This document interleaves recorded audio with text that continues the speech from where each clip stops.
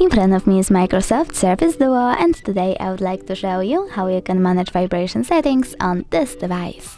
Start by accessing settings and choosing sound. Now you can scroll down and click on the switcher next to vibrate phone calls. This way you can disable or enable vibrations for all your incoming calls. You can also choose shortcut to prevent ringing and select vibrate over here after enabling this option. Then go back, scroll down and click on the switchers next to charging sounds and vibrations and touch vibrations to enable or disable them.